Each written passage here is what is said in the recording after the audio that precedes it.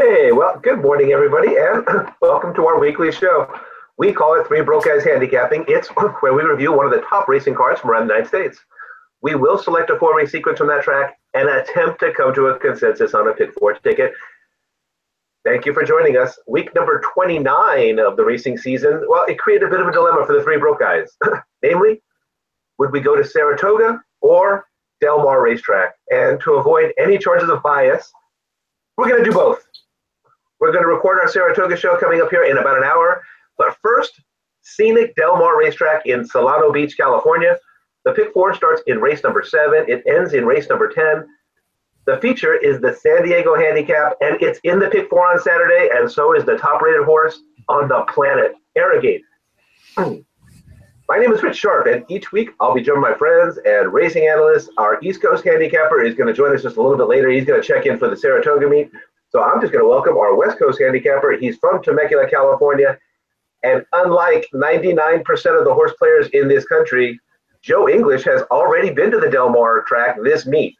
He's fresh off his appearance at opening day. Joe, I'd ask you how you're doing this week, but you've had that same smile plastered on your face since Wednesday afternoon. Yeah, it was a lot of fun. It's always a great day at Del Mar. Opening day is always more of a party even than it is about the racing. But yeah, no, it was a great time. It was a blast. I wish my fellow broke guys could have been with me, but you know what? Sometimes you have to just bite the bullet and do it yourself. Yep. Sometimes you do. You do. Got to make a sacrifice for the track. Yeah, I'll make that sacrifice again next year. Trust me. Okay, just to note, our third broke guy, Ramon Tirado, Ray, is he's whirling back right now, so he'll be on for the Saratoga show, which is coming up at about 10 o'clock Eastern time, 1 o'clock Eastern, or 1 o'clock Eastern, 10 o'clock Pacific time. All right, we're going to go ahead and get into our Del Mar show. Last week was Indiana Grand in Shelbyville, Indiana. Unfortunately, we did not hit our pick four, so we are 0 for 6 so far in the second half of the year. I won't go too far into the stats. I have time for a brief weather update from Del Mar, California. As you might suspect, the forecast for Saturday calls for partly cloudy skies. The high's around 75, winds southwest 5 to 10 miles an hour, and believe it or not, there is actually a 10% chance of rain. Total of 10 races, just the one, or excuse me, there are 2 stakes on tap for Saturday. For today, we are focused on the pick four that begins in race number 7. It concludes in race number 10. Joe, the gates are locked and loaded.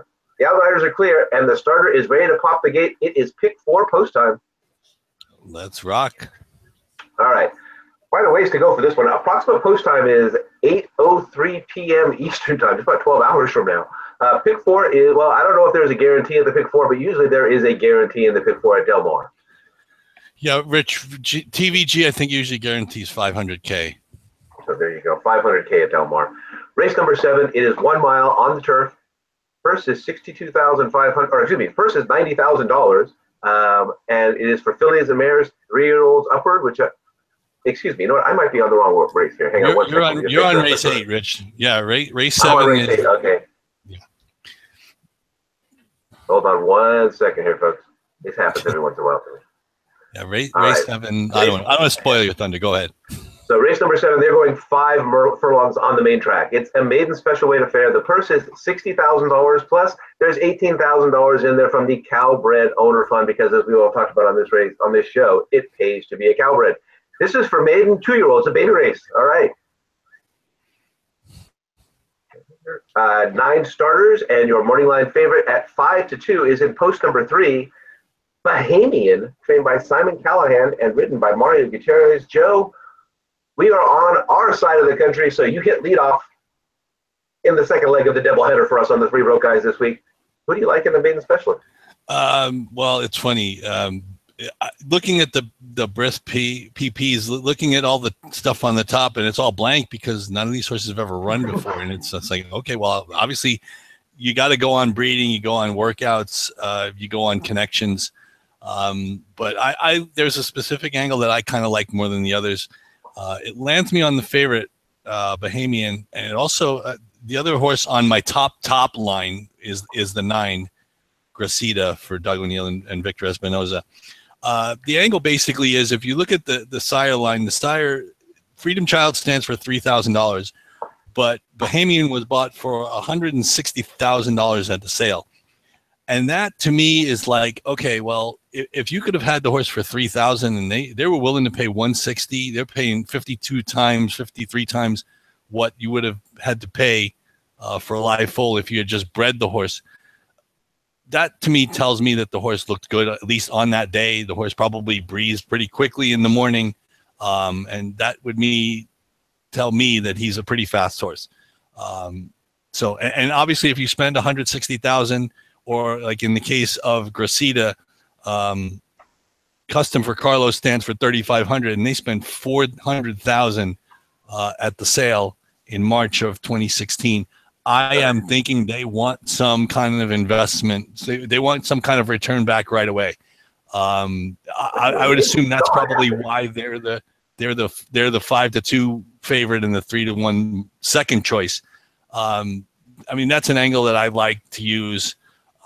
Again, the works are pretty consistent for both of these horses. A couple of works from the gate. Obviously, O'Neill can get a first time already, as well as Simon Callahan. It's pretty interesting that Gutierrez goes to ride for Redham Racing, being the owner, as opposed to the trainer, Doug O'Neill, who gets Victor Espinoza, who obviously is no slouch to begin with. So on my top line, I went with the 3 and 9 angle. I will use more horses in my pick 4, and we'll get into that in a little while. But those were the two I went with, trying to get through this maiden race, because, I mean, in a maiden race where none of them have ever started before, just about anything can happen.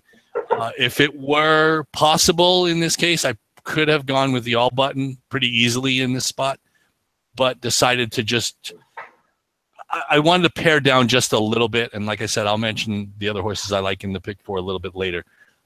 But basically, I guess I'm on the morning line favorites with the 3 and the 9 in first leg, Rich. All right, before I go into my review here, I'm going to come back to you guys just to showcase behind me. That I didn't introduce my friends. So I did bring some, because it's Del Mar, it's the opening of Saratoga, it's the opening of Del Mar today, as far as our show is concerned, things like that. I brought all my friends, so you can see back there that's California Chrome, was made for me by a friend of mine. Her name is Jenny, very talented radio. You see it down there, you got Mike Smith, and Bob's back there, of course, and of course that's the great racing bear, Zenyatta. And the reason I brought that up, there's a Belmont racing calendar back there that was provided by Ray Torado. Is you guys can't see it, but there's also a dartboard back there, which is exactly how I decided to go ahead and handicap this race. And I wish I could have just shown it to you guys, but it's not there. So you got all the racing bobbleheads, and you got the idea as to how exactly it was that I found myself handicapping this particular race. I did not have a real strong feel for it. Maiden 2-year-olds, Joey alluded to it. There's nothing. If you go up here, there's nothing here. Right? There's no prime power. There's no speed last race. There's just nothing to look at. So, Joe used a very good tactic there. Go ahead and looking at the sire versus the actual price fee. I use my old standby of throwing my dartboard at connections that I like. I think we've talked about it on this show. There was a time and a place when Tyler Bays and Jeff Mullins were a very powerful connection here in Southern California. Mullins gets them ready. He actually he's a good, despite the number here, you see it, 10% as a first-time starter like that. He does get them ready. They're usually ready to run early, and this horse looks like he's got some speed, Raven Creek. And Tyler Bay is a good gate jockey, so I expect to see Raven Creek on the lead starting out of there. And my backup pick in this one, unfortunately, me and Joe ended up on different ones. So I could easily see where he was with the 3, and then I ended up on the 4 and the 8 on my top line. I've got So Long Sailor. This is Peter Miller, Evan Roman. As you see here from the number that's going to pop up on your screen right there, this is yet another very powerful combination that people need to be aware of. Evan Roman, the biggest misnomer in the world is that he's an apprentice. He's one of the best jockeys going right now. So I went 4-8. Believe it or not, I've actually got 3, 4, 8, 9 as my top 4 choices on here, because as you guys may figure out from the sequence of races here, I've got a single coming up. Let me come on. The world's single today, Rich. The world's gonna single. So if you're not, I'm not sure why. All righty, we are moving along now, and it's going to be race number 8, and they're going 1 mile on the turf. This is an allowance race for non-winners of 1. The purse is $62,000. Again, plus $18,600 Calbred Owners Fund. This is for fillies and mares, 3-year-olds and upward, which have never won $10,000 once, other than maiden, claiming, or starter, or which have never won 2 races. 12 starters, and your morning line favorite is in post number 10. It's Girl Downstairs, trained by Ron Ellis and Corey Nakatani. 7-2 on the Del Mar morning line. Joe, I know a couple of guys probably on this show who have a personal connection to the trainer of the favorite. Are you up on the Girl Downstairs?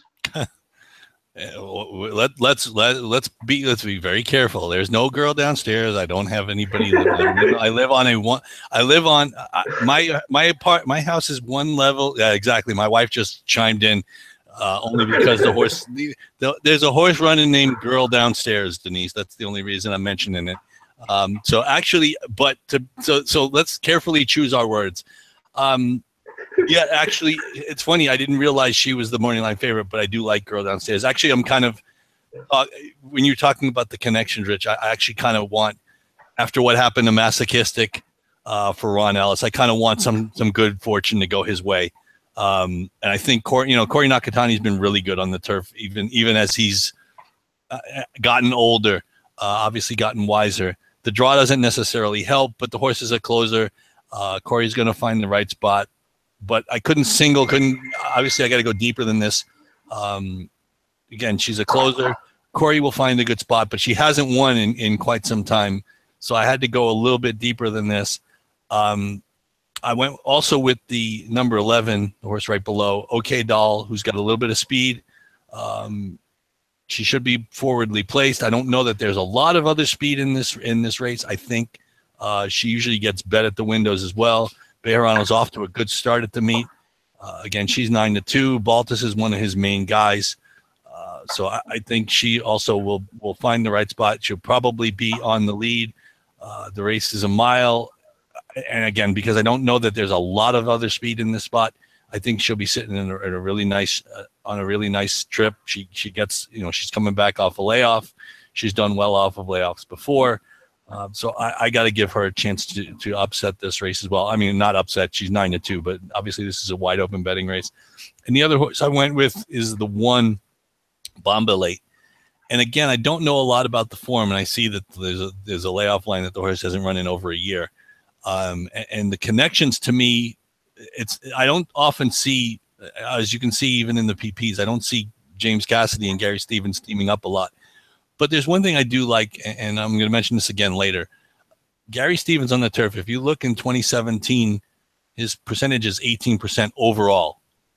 But generally, it's harder to win races on the turf because the fields are fuller. There are more traffic problems. There are issues. Yet his percentage is higher on the turf than it is overall. So to me, he seemed to become a turf master. I don't know that much about the European form of this horse. None of the races in the form are graded. I do know William Buick is a pretty good rider. So obviously, and here's the other thing that I don't see in the PPs is who was training the horse across the pond. Normally it would tell you, formerly trained by Todd Pletcher or whomever it is. And obviously in this case, that wouldn't be the case. But again, first time Lasix off the plane. And I think, again, I think Stevens will find a good spot. This is more I'm betting on the rider as much as I'm betting on the horse. And at 8-1 with a ground saving trip, obviously by Kitten's Joy, there are a lot of things to like about this horse. So that would be my top 3 picks in here. It's the 10, the 11, and the 1. And I will send it on back to Rich. I didn't see where your check mark was, Rich. So and maybe it's because you didn't get one. Maybe it became a tough race for you. I'm in these kind of races, I will tell you that sometimes I end up stuck between either the favorite, the chalk, and the 2 guys who have the connection to the trainer who's the favorite in this race would be Joe and I, who met Ron Ellis, and he was very gracious with his information to the 2 of us. And so, yes, I have a bit of a soft spot for Ron Ellis. And so he was going to be my top pick here, being the favorite. Girl Downstairs, I think, should get a good trip.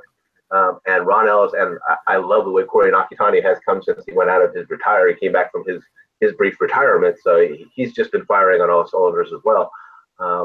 So I couldn't decide whether I really liked the favorite all that much or whether I liked the all button all that much, because this was a tough race. I felt that this race had the potential to go ahead and plug in the all button. If you're just going to use a couple, I don't think Joe's too far off there. I ended up with just using, if I was only going to use a couple, I was going to use the 10. Again, I got that soft spot for Ron Ellis. I also like the 11. I liked OK Doll. And I like this horse, the 4 here, Lucy Day, which is a little bit of a sneaky good combination. Richard Baltus and Israel Ocampo. So write that down somewhere and things like that. These two actually do hook up. Israel has come down from the north, and he has made a bit of a spot for himself down here in Southern California. And you can get a decent price on an Israel Ocampo horse because people are not aware of how good of a rider he is. So I went 10, 11 with kind of like a hedge on the 4. But if I can narrow in the first maiden race, if I can come away from having 4 in that first maiden race, I'll tell you folks, this is a very, very good spot for the all button. And I'm going to go ahead and I'm going to come on back to you. Those darn Del Mar turf races, Joe. They're usually pretty competitive. We are moving on to our feature, and this is race number 9. You know, excuse me. Let me summarize that for you. So, Joe, you had the 10, the 11, and the 1. And I believe I had the 10, the 11, and the 4 with a little swipe to the all button. All right, race number 9. This is the feature. It is 1 mile and a 16th on the main track. It is the TVG San Diego Handicap, a grade 2. The purse is $300,000 for 3-year-olds and upward. 5 starters, and your morning line favorite is in post number 3. It's Arrogate. It's trained by that guy right back there, Bob Baffert. It is ridden by that guy right over there, Mike Smith, and he comes in as your 1 to 5 morning line favorite. Inaugurated in 1937, it was first run on July 3rd as part of the first ever race card at Del Mar Racetrack. Native Diver shares the track record at the current distance of 1 mile and a 16th, and Joe, unless they somehow manage to load Native Diver in the gate, there's no way Arrogate loses this race. What do you like in the favorite? The feature, excuse me. I can't add anything to that, Rich. We can move on to race 10. I mean, to be honest with you, honestly, knowing the race, I didn't even handicap it. It's over. It's done. I've never just not handicapped the race that we've ever done on the show, at least not even looked at the field. I'm like, no, this race is over. This is not going to be, I mean, our claim to fame is that Rich, I mean, I know I bet Arrogate the race he lost. Me too. I'm not going to pick 4. Everybody, I mean, yeah, exactly. I don't see any, I kind of wonder why. I mean, maybe it's just that there's not a better spot for anybody else. I mean, I guess you could say, well, Arrogate's giving this field, you know, everybody in this field weight. And that is true. But to be honest, it's like, okay, I wouldn't mind if Arrogate was carrying 126, but the spreads have to be bigger than this. You got to be kidding me. Yeah. There's no way none of the horses in this field should be within 15 pounds of this horse. Again, if they want to, and I understand them giving him 126 because obviously Bob Baffert would have said, "Oh, it doesn't matter. I'll go find somewhere else to run him."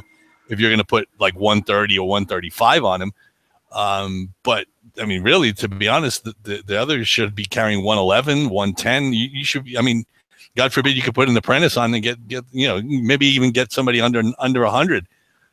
But I don't see any way he loses this race. I mean, they could load him in backwards, and my guess is he might still win anyway. I think that's what they tried at the World Cup. I mean, and again, like I said, if anybody bets a pick 4 with anybody other than Arrogate in the pick 4, I mean, I'm welcome it. It's fantastic, but come on. I mean, anybody who knows anything has to be on Arrogate today. There's no. I mean, yes, I get you have to run the race, and there's always upsets and things like that happen, but not this field. If Gunrunner were here, could make a choice. If it were a horse like Highland Real coming over from Europe, who's pretty classy and you know, might be able to give him a race for a little bit. Heck, they could bring California Chrome back out of mothballs, and then maybe, okay, let's do this. I mean, heck, I'm actually kind of surprised. What's the horse's name? Dortmund back into training. Why they wouldn't bring him up? They just made the decision recently, but now that he's back in training, maybe he's going to be the one who runs against him in the Pacific Classic. And just think about this, Rich, before we move on. The Pacific Classic is weight for age. So today he's giving 10 pounds. The next time he runs against these horses, it'll be at level weight. Think about that.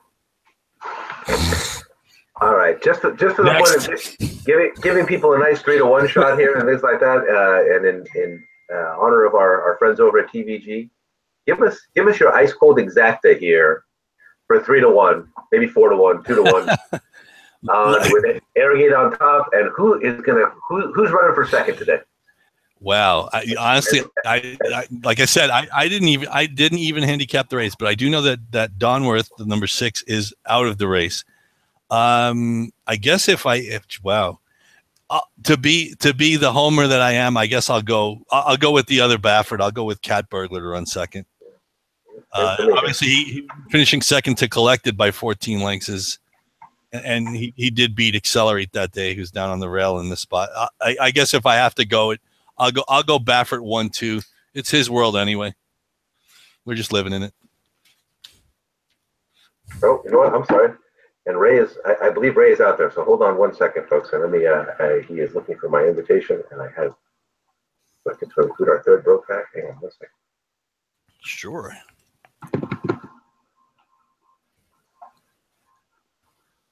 Yeah, there we go. Sorry about that.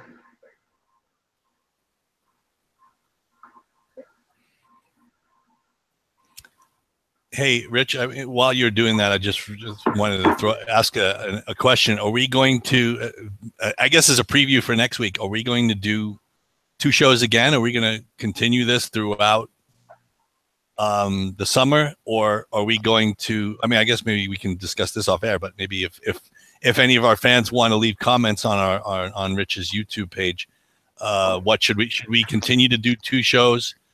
I know Arlington has their big card in the summer in August, so we might want to mix that in. I mean, if anybody has any opinions and they want to leave comments on Rich's YouTube page or find us on the internet or on Twitter, you can please feel free to do that, because I just kind of wonder what our fans want, if they want us to do 2 shows, 1 show combining both, or if they just want to keep us doing Del Mar and Saratoga, whatever they want. Hello. I guess.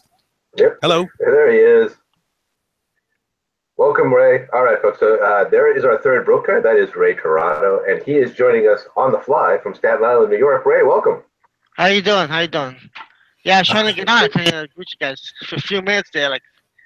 Yeah. Sorry about that, sir. That's all right, no problem. Now, we get talking handicapping. Nothing is gonna stop, right? Yeah, and we were just talking about Arrogate. So. Oh, wonderful! I have a lot to say about Arrogate. Well, there you go. Unbeatable. Here's your opportunity. I was actually listening to you, Joe, and you're absolutely right. The spread in the weights. Come on, guys. I mean, you gotta pack them some weight. That's stupid. It's stupid. I mean, there's no match here. Mm-mm. You're talking minus show pool. You're talking minus everything pool. Not a chance. At this weight, come on. If I had enough money good horses carry big weights. If I had enough money to make 5%, I would do it. Absolutely, 5% in a minute and 40 and change. Find a bank where you can get 5%, and not only that, it'll take you a year. This will take you about, let's see, what this race is a mile and. It's a mile and a 16th. It'll take you about 100 seconds. Yeah, you can stand at the window by the 6 furlong mark. Just wait for you. The ticket in hand. Exactly. I wouldn't even have to watch. I don't think. Yeah, I tell you. Yep. It's like a pick 3, so But yeah. Okay, we are up to our finale. I think if I can get us through this one, we might even get Joe into our Saratoga episode, which is coming up right next. So let me see if I can hold this up. We are moving along, and we are on to the finale here, Ray. So we're on race number 10. This is a mile and a 16th on the turf. It is a maiden special weight affair. Purse is $60,000. Again, they're adding $18,000 from that Calbred owner fund at Del Mar. It definitely pays to be a Calbred. For maiden 3-year-olds and upward, for 12 starters, and your morning line favorite starts from post number 12, Ample Sufficiency, and trained by Dan Blacker and ridden by Tyler Bays, 9-2 on the Del Mar morning line. Ray, 9-2 on the morning line favorite here in California. We didn't go over to Saratoga just yet, did we? Well, Ray, let me tell you. I'll Well, let you to fire be it off honest, first. Go ahead. You go first on race number 10. Tell me who you I'll are. be easy. I'll be very easy. To be honest with you, I didn't handicap this race, and I'm gonna tell you why. My sequence involves Arrogate, and I got some horses in the early legs, a couple horses. I think I'm 2x4x1, so that leaves me enough to bet everybody. And I'm gonna tell you why. This is Del Mar. They're coming from Santa Anita. These are maidens. You might have four reversals. I'm just hoping for a bomb, and that's how I look at it, honestly. So they're on the turf. Some horses are going to dirt to turf. There's a lot of variances in this race, and I'm just looking. I just want to cover myself, and I can do that with my sequence. So I have no opinion. I just hit the all button. Joe, I'm serious. Being that Arrogate's in the pick four, If I'm still alive. Not only do I not blame you, I think unfortunately what's going to happen is that and Rich and I discussed this earlier. I think it's either going to be this race or it's going to be the 2-year-old race, the five furlong race 7, where people are just going to hit the all button. And actually, to be honest, it wouldn't surprise me if somebody actually hit the all button in both race 7 and 10. I mean, if you have the money, absolutely, because you don't know, like you exactly like you're saying. There's a lot of variances. Absolutely could easily. I mean, and the climate change from Saratoga, listen to me, Santa Anita to Del Mar from 95 degrees to 75 degrees may make a difference in some of these horses. Mm-hmm. So the form reversal absolutely could happen. Unfortunately, I decided to go deeper in the 2-year-old race, figuring that I need. It doesn't matter to me if I'm all in this race. If I don't get through race 7, it doesn't. It's useless to be all in this spot. So I went deeper in that spot as opposed to doing it in race 10. I did handicap the race, and as I mentioned earlier, I went on my ticket. I would go 4 deep. My top choice would be the 7 Lucky Soul for the same reasons I mentioned earlier about the connections. It's Mike McCarthy, who's a disciple of Todd Pletcher, but it's more like I said, Gary Stevens is 18% overall, yet 22% on the turf. With turf fields being as big as they are, that's really hard to do. So Gary Stevens to me is riding as well on the turf as he maybe has as well as he's ever done. This horse ran behind Miner's Light, capped a couple of times. Actually, I know at least once previously. The horse has a little time off. And again, this is more a connections play. Obviously, the horse can improve. The horse draws a nice cozy spot, number 7. So if the horse is in the race, I think this is my top choice. My other choice, I went with a little bit more of an unconventional choice for me, and that was the 9, Ready Aim, a horse that was ridden by Stevens last time out, but again, a horse that's been sprinting on dirt. I like Empire Maker, and I like the fact that Empire Maker is the dam sire of the dam for this horse. I think this horse can run well on the turf. I see that Into Mischief is also 12% first time turf. Third time off obviously third time in his career. Drayden Van Dyke's a pretty good jockey, and that guy Mandela I think can train a little bit. He's pretty good from what I'm told. He's pretty good. So I went with my top 2 choices were the 7 Lucky Soul. Rich, I don't know what he was on the morning line. My guess is he's probably in that 5-6 to 1 range. 5. I didn't see. Okay. Oh no, I see. It looks like Lucky Soul's the morning line favorite at 7-2. I'm sorry to take that from you, Rich. But yeah, no. So I went with Lucky Soul, and then I went with Ready Aim as my second choice on my top line. I've got another couple of horses that I will mention when we do our individual pick for segment in a short time. But 7 and 9 for me, and really, like Ray said, it's what is a wide open race. It's kind of a grab bag, and it wouldn't surprise me to see everybody on the board between 4-1 and 15-1 at post time. It's that wide open, and pretty much anybody I think can win.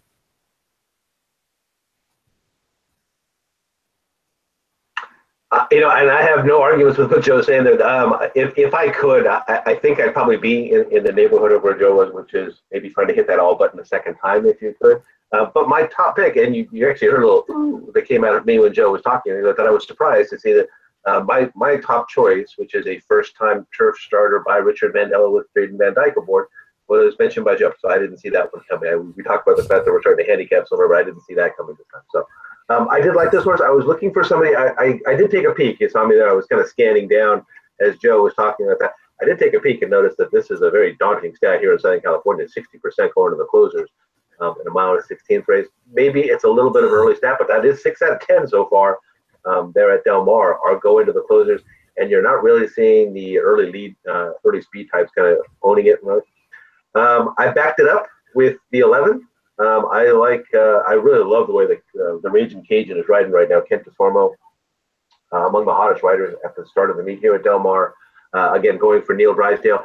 I believe they just had a winner yesterday, Madame Stripe, because I bet against them.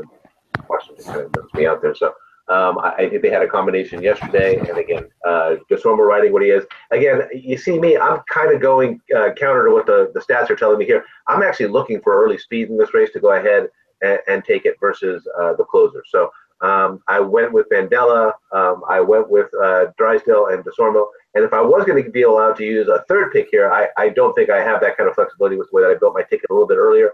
I was actually looking for the Borg Collective. So another turf to dirt specialist here. This is Simon Callahan, Rafael Bejarano, another jockey who has come out firing here at Del Mar, which is Rafael. So again, kind of just maybe looking for some speed. This is a Kaleem Shaw horse, by the way.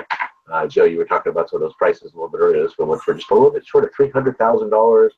The sire is Candy Ride, so I don't think we have to worry about the fact that he can run on the turf. And kind of looking at Simon Callahan here. So I went with the 9 and the 11 as my top choices. I put the 5 underneath. Ray backed out of it. He just hit the all button. And Joe's got the 7 on top. And Joe, I apologize. Who was your second choice? Was it the 9? The 9, yeah. They were the two top choices for me. All right. But it could be scaled down with some scratches, so well, you never know. You never know. Well, the two AEs are already scratched on the program, so yeah, we'll see. Yeah, 13 and 14 are already out. All right. I am going to come back to you here, folks. I will embarrassingly tell you, I do not have their pick 4 tickets up on the screen for you, but I am going to turn our segment over to our 2 individual players to take you through their individual pick 4 tickets. Behind the scenes, I will go ahead and build our abbreviated pick 4 ticket. We've got like 2 3/4 broke guys here. So since Ray joined us there at the last race, I'll see if I can put our picks together for us. But I am going to go ahead and turn this one over to Mr. English. Joe, you won't have the help of the picks up on the screen for you. I apologize for that. But go ahead and take it away. Let's hear about your pick 4 here for Del Mar Racetrack. Nah, don't worry about it all, Rich. Like I was saying earlier, and Ray obviously did not hear, I went 3-9 as my top choices in race 7. It's the 2-year-old race for 5 furlongs for maidens on the dirt. But I went 7 deep. I went about as deep as I could go, given that I couldn't narrow down much in the later races other than Arrogate. One of the other angles I like to use is first-time starters that sire first-time starters that sire first-time starters that run well. So, and the other thing I also like is I like dams that are stakes winners, and the Brisk PPs are great at pointing out stakes winners in their PPs.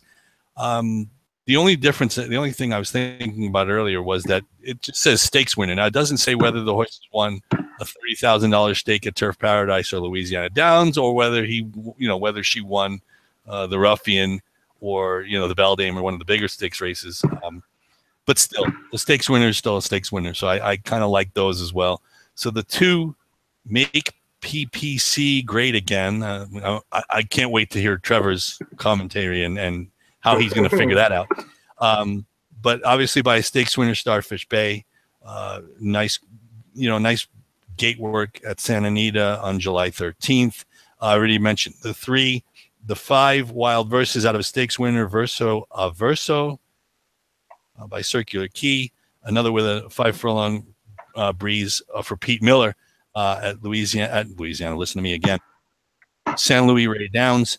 The 6, he liked Violence. Violence so far, he's a first-year sire. 25% with first-time starters. Martin Pedroza is known to get him out of the gate. So I think this horse will do okay. Number 7, JoJo's Kingdom. Also, Animal Kingdom, 33% with first-time starters. And the filly, obviously Stormcat, the Dan's sire Stormcat, is 17% with first-time starters for Norberto Arroyo and Craig Lewis. Again, another 2 gate drills at Santa Anita before today's engagement. And I also did mention I will mention the 8 that Rich liked, So Long Sailor, also by a stakes winner, Bella Chiara, who I think we probably all remember. Another Pete Miller, 17% first-time starters. And Evan Roman is obviously a very hot jockey in Southern California at this point. So I went 7 deep. It was 2, 3, 5, 6, 7, 8, 9 in race 1. Race 2, leg 2, we already covered. The 1, Bombalate with Gary Stevens up for James Cassidy. The 10, Girl Downstairs, was my top choice. My favorite for, hopefully, like I said, I'm hoping Ron Ellis gets some good karma, along with Corey Nakatani, who does well on the turf, and OK Doll for the Baltas Bejarano connection with speed. Don't need to bore you anymore about the San Diego handicap. Arrogate's a sure winner. Go to the bank if you've got 5%. If you want to make 5% in 100 seconds, go ahead and do it. Race 10, I went 4 deep because I can. The 7 and the 9, Lucky Soul and Ready Aim, were my top 2 choices. But I also liked, for a lot of the same reasons I liked Ready Aim, I like Icy Street as well. Turf, trained by John Sadler, who's pretty good with the first at route. Obviously, positive ROI, 24%. And Street Boss is obviously pretty sneaky sire with first-time turfers, 17%, which is pretty good. Having watched Street Boss knowing that he was really a sprinter. Obviously, the Street Cry breeding has something to do with that. But Kyle Frey, I guess is Frey, and John Sadler have teamed up to win before. This horse ran decently at 7 furlongs for again maidens at Santa Anita. So I liked Icy Street a little bit, and I also went for a lot of the same reasons. I liked Lucky Soul. I like Combat Zone, the 8, also for Sadler, and again that hot riding Evan Roman, third start of his career. He's obviously done well. He ran behind Oregon, and he's beaten a couple of the other horses in this spot. Decent, working decently as Sadler usually does, pretty regularly for every 6 to 7 days. But again, it's one of the races that's kind of wide open. So I went in order of preference: 7, 9, and then the 4 and the 8. In the late pick 4 at Del Mar, because of Arrogate, you can actually go deeper, and my pick 4 in this spot would have been $42. So again, 7 by 3, by 1, by 4, and the biggest upset of the day will occur if, God forbid, Arrogate does not win. But I can't see any reason he wouldn't. So now I will hand it off to Ray. Ray, go ahead and give us narrow down the first leg of my pick 4. Well, in the first leg, actually I had a good opinion of the 3, Bahamian, Simon Callaghan. First time out of Freedom Child. He raced in the Palace Man last year, 2013. Unfortunately, he got pulled up in, I believe it was the one of those races in I think it was the Bluegrass or whatever, and he retired after that. But yeah, this horse has strong works. What I like is a 46-4 from the gate at Santa Anita. That's pretty good for a 2-year-old. And it looks like he's ready. Redham Racing, $160,000 purchase, and gets up for the Redham and Callahan. I also like number 8, So Long Sailor. First time out of Quality Road, they paid $210,000 for him. He got some good works at San Luis Rey, like you mentioned, and he's got the hot bug, Evan Roman, and at 42%. In a 23 race sample, so that's pretty good. Maybe 11 for 23 actually. with Pete Miller. So I just went too deep in this leg. 388.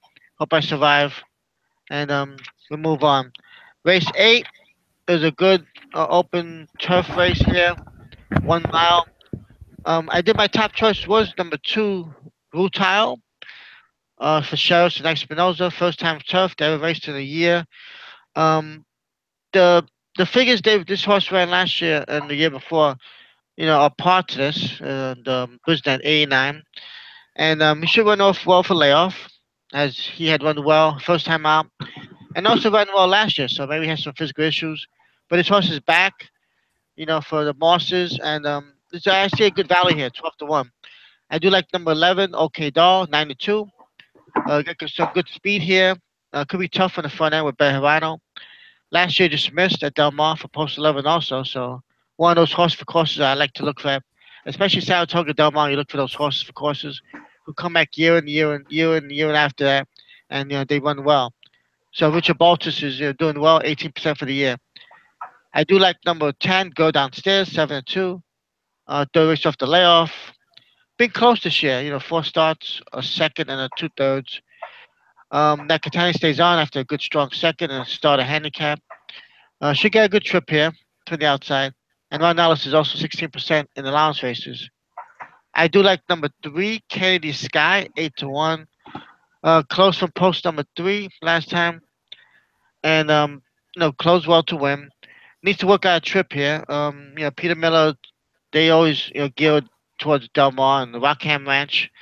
Always near the top of the trainers of the owners' standings. And this horse needs a pace, but last year he won at this distance at Del Mar. So those are things you look for. Race 9, well, what can I say? Arrogate, 7 for 8, $17 million winner. This is a prep for the Pacific Classic. This should, she should have more weight, but it is what it is. And next, Arrogate in front.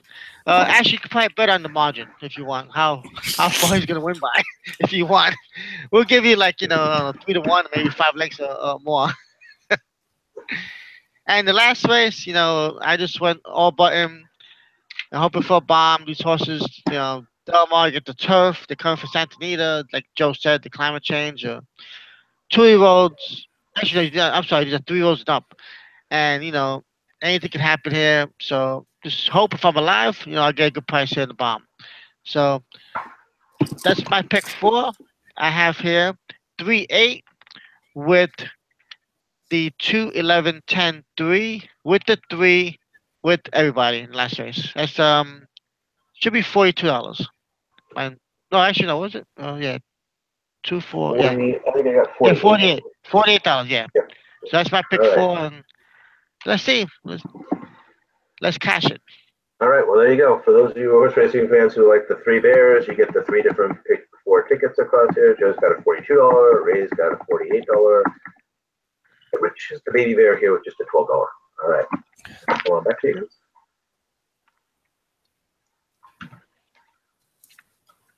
And I will bring up our shared pick 4 ticket.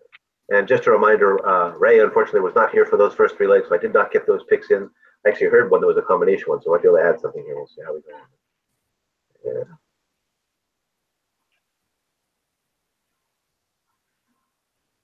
Here we go. We actually have what is right now a very skinny ticket. So can you guys go ahead and see my screen? Sure can. All righty. So in leg number 1, and again, missing one of our 3 broke guys. Joe, you had the 3 and the 9 on your top line. I had the 4 as my top choice, so I go ahead and put the 4 in there. And the 9 was actually on my bottom line, and so was the 3. So you matched up to do both those. So we've got your 2 picks, the 3 and the 9, with my top pick, the 4. Interestingly enough, Ray, actually, you had the 8 as one of your top picks as well, which was on my top line. You did a little bit earlier. All right, Joe, in the second leg here, actually, we've got your top 3 picks. We've got the 1, the 10, and the 11. The 10 and the 11 were on my top line as well. You had the 1 on your top pick as well. We're not going all that race, so we'll go ahead and go 3 deep, and we'll use your top 3, the 1, the 10, and the 11. Big argument there in race number 3. For those of you who know the word, if I'm not mistaken, arrogate is a legal term that is used by lawyers, which is something that has something to do with taking possession of something, taking physical possession of a property to which you are not legally entitled. So Nobody tried to do that in race number 3. Everybody gave Arrogate his legal entitlement. He's going to win. And in the finale, I only went 2 deep here. Ray or Joe, we ended up with your ticket again here. We've got the 7 and the 9, your top 2 choices here. And I had the 9 on my top line as well, so you matched up that one. I did have the 7 underneath. I had the 11 on my top line as well, but I went just with the 9 there, so we've got 7-9 for a $9 ticket. Rich, did you want to add the 8 in leg 1? Since both you and Ray were on. Yeah. I mean, I mentioned the horse when I was doing my soliloquy about it, but so that would be 12. So that's three by basically 12. Yeah, we can afford that. That one we can. Okay. And I realized that last race was a little bit saucy, so I didn't know if we wanted to go any deeper than just the 2 that we got there in that last of the finale. I noticed you guys both had. Yeah, let's see. If we added 2 more, it would be 3 by 4 by 4. That would be 24. So if do we? Well, I guess Rich, it's up to us because Ray really didn't handicap the race. Yeah. But I mean, like I said, I'd be satisfied doing just this. I mean, again, I know it's a big field and anything can happen, but you guys like the 8? You mentioned 8, no? Combat Zone. I did mention the 8 a little bit. Yeah, I mentioned the 8 as an underneath possibility. So yes, I did. Right. Yeah, no, I actually had the 11 on my top line as well, but I was thinking the same thing, that if we start adding horses here, they're $6 prices in that last race. So I was okay just going 7-9. Yeah, we the can 11 do, too. I'm fine with this, Rich, the way it is. All right. So we're going 3, 4, 8, 9 with 1, 10, 11. We're singling Arrogate in the San Diego handicap, and we're going 7-9. Going out on the limb, singling Arrogate, huh? Yeah. We're gonna ride that limb. Yeah. I'm sure it's pretty sturdy. Unfortunately, there'll be a lot of people on it. It better be pretty sturdy. This pick 4 will absolutely explode if this horse does not win. This pick 4 will pay 5 figures if this horse doesn't win. It doesn't matter who wins. It doesn't matter who wins the other 3 legs. It'll pay 5 figures if Arrogate loses. Guaranteed. So will the internet. Yeah, Kim Kardashian's butt couldn't do it, but maybe that could. Okay. All right. Well, we've got one more episode of Three Broke Guys coming up here in just a few minutes. Now that Ray's here with us, we can go ahead and we can really get into it here with Saratoga. But you guys have anything for the Del Mar folks before we go ahead and take our 5-minute break and we'll come right back? I don't know. It's about 100 and some odd days till Breeders' Cup, and we will all be there for that. Yes, we will be there. Let's see. As a matter of fact, in my greeting today, and that was actually supposed to be there, is that our East Coast handicapper, who again joins us from Staten Island, New York every week, and we appreciate that, Ray.